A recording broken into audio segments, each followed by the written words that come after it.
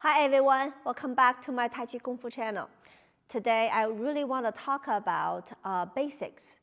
Basics, not just Taichi basics, is Kungfu basic as well. Many people are asking me what is the Taichi, what is the Kungfu. Actually, they are all part of a Kungfu. One is internal, one is external. Kungfu is a very broad, open art, martial art. And in this art, there's internal, such as Tai Chi, Ba Gua, Xing Yi. All those are internal forms. Internal forms mostly using more lower squat and more internal energy, and you can feel the chi pa extend out. External energy is much more just like the word outside, first layer. Often we can see use kids and younger age people to do all the jumps and flashing, bah, bah, bah, those external energy. But all the basic concept is exactly the same. For example, let's talk about Tai Chi steps and Kung Fu Wushu steps. When we step out Tai Chi steps, I normally tell people to step, use your hip, opened up, and the back leg pushing forward. You see that? There's a line in between. And see that? One more time, stepping out and pushing forward, using your heel, like this side. And from the profile, you can see stepping out and pushing forward.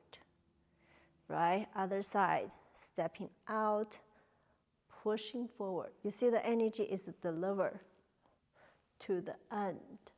Delivered to the end. But if using the external, it's the same thing. For example, for blocking and punch, horse stance block and punch, fast motion. You see my slimmer? I'm still using the waist, still using the bottom of my foot to pushing the energy to the knee, to the hip, to the shoulder, deliver to the elbow, and the end to the end, just like Tai Chi motion, but much faster. Tai Chi, faster punch. It's the same concept. And now talk about the shapes of your leg. You gotta talk about stances. For Tai Chi stances internal, we often do not go too low because you have to use a slow motion to step out. And there's a bow stance, and there's a cast stance, and there's a high stance, and there is not much of a sit stance, but there's also a drop stance as well, right? But Wushu, there is a 5 basic stance form, which is number 1, horse stance, toe forward, squat down, much lower than Tai Chi, right? And then put your hands on your waist, and then bow stance, kicking the heel. You see the front leg is flat, and the knee cannot go over your toe, just like Tai Chi. Horse stance, bow stance. Much lower, flat, so you can hold your body weight and back leg straight. Somebody step on your knee, you're not gonna bend your knee. I always tell my kids, I step on them, so the knee has to be straight. That's how much tension you gotta hold it. And next one, we have our cast stance. For Tai Chi cast stance, see, high pat horse, and wide queen opens the wind, shou hui pi pa, right? Those kind of high stances. But for Wushu, for external, for Kung Fu is much more lower. Often they're using for a cast stance. You see how low I have to do? This is the worst stances and when I was young to train because you're holding the whole entire body weight in one leg. Much more challenge. So you don't have to go that low, but for people who are challenging themselves for more like stances, long fist, and those are the stances you want to practice. It requires a lot of thigh muscle. Also for the upper body. Upper body, for push, everything is all from the bottom of your foot. The hand is just the accessories. It's a shield to helping you pushing forward, deliver the power to the end. So does the punch. When they move to the weapons, same concept. Today I'm using the sword. Let's see how to make a sword. boom. When you do Tai Chi sword, watching, you are sword just like your hands, but extending hand, make your hands longer, right? The cutting point is right here. Please pay attention. The cutting point of your sword is from here to here, upper side of your sword. If you don't use the upper side of your sword, you normally will go in higher. That's what we're normally going to do. So when you do to the end, and for the blocking, and for the point, so and for the thrust, same thing. It's all from the bottom of your foot.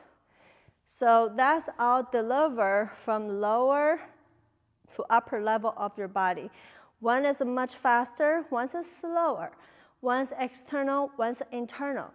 Once you know those kind of concepts, and when you're doing slow motion Tai Chi practice, you pay more attention about where the power comes from, how to use each movement. I want to break down, for example, pushing. We know the pushing. What about 手挥琵琶, play guitar? Same thing, how to use it, straight line for unlock purpose. You see that? For unlock purpose. And slow motion, boom. Right, reverse push. Imagine somebody holding the front arm. You're gonna pushing out.